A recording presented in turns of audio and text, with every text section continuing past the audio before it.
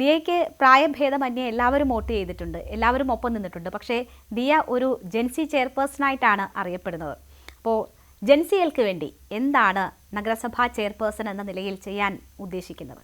ഞാൻ ഒരു ജെൻസി ചെയർപേഴ്സൺ ആണ്, അത് മനസ്സിലാക്കുന്നത്. അപ്പൊ കൂട്ടുകാർക്കാണെങ്കിലും അതൊരു ഒബ്വിയസ്ലി അത് ആൾക്കാർക്കാണെങ്കിലും ഒത്തിരി കൗതുകമുള്ള ഒരു കാര്യമാണ്.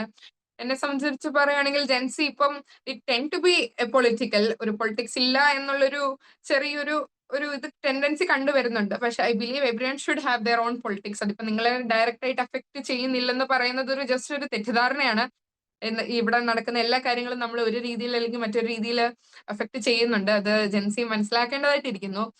എനിക്ക് ഒരു കാര്യം പറയാനുള്ളത്, ഞാൻ എപ്പോഴും വിശ്വസിക്കുന്നത്, നമ്മൾ ഇവിടെ ഇന്ത്യയിൽ ജനിച്ചു വളർന്ന ആൾക്കാർ ഇവിടുത്തെ റിസോഴ്സസ് അല്ലെങ്കിൽ മെറ്റീരിയൽസ് യൂസ് ചെയ്ത് നമ്മൾ ഇവിടെ പഠിച്ചു വളരുന്ന നമ്മൾ Gen Z does not stay back in this country. അവരെപ്പോഴും എബ്രോഡ് പോയി അവിടെ എബ്രോഡുകാരാണ് അല്ലെങ്കിൽ എബ്രോഡുള്ള കൺട്രീസ് ആണ് നമ്മുടെ റിസോഴ്സസ് റീപ്പ് ചെയ്യുന്നത്. അപ്പം എന്തുകൊണ്ട് നമുക്ക് നമ്മുടെ യുവജനത്തെ ഇവിടെ പിടിച്ചു നിൽക്കാൻ സാധിക്കുന്നില്ല എന്നുള്ളൊരു ക്വസ്റ്റ്യൻ ഉണ്ട്. അതിന്റെ ആൻസറും നമുക്ക് തന്നെയുണ്ട്.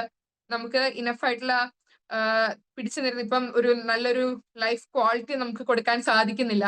അല്ലെങ്കിൽ അവർക്ക് സ്കിൽസിനുള്ള റിട്ടേൺസ് നമുക്ക് അവർക്ക് തിരിച്ചു കൊടുക്കാൻ സാധിക്കുന്നില്ല. ഇതുകൊണ്ടാണ് ജെൻസി ഇപ്പൊ വെളിയിലോട്ട് പോകാൻ അല്ലെങ്കിൽ എബ്രോഡ് പോകാൻ അവര് അഡോപ്റ്റ് ചെയ്യുന്നത്. പക്ഷെ അത് മാറണം. നമ്മൾ കുറെ കാര്യങ്ങൾ ഇവിടെ ഫിക്സ് ചെയ്യുവാണെങ്കിൽ, നമ്മൾ അമ്യൂണിറ്റീസ് ഇംപ്രൂവ് ചെയ്യുകയാണ്, അല്ലെങ്കിൽ ജോബ് ഓപ്പർച്യൂണിറ്റീസ് ക്രിയേറ്റ് ചെയ്ത് ഒരു റീസൺ ടു സ്റ്റേ ബാക്ക് ഇന്ത്യയിൽ കൊടുക്കുവാണെങ്കിൽ ജെൻസി സ്റ്റേ ബാക്ക് ചെയ്യും. ജെൻസി സ്റ്റേ ബാക്ക് ചെയ്ത് എന്നാൽ മാത്രമേ നമ്മളുടെ ഇൻകം ഇൻക്രീസ് ചെയ്യുള്ളൂ. ഇൻകം ഇൻക്രീസ് ചെയ്യാതെ ബാക്കി എല്ലാ കാര്യങ്ങളും ഇൻക്രീസ് ചെയ്യുള്ളൂ. സോ അതാണ് എനിക്ക് പറയാനുള്ള ഒരു കാര്യം.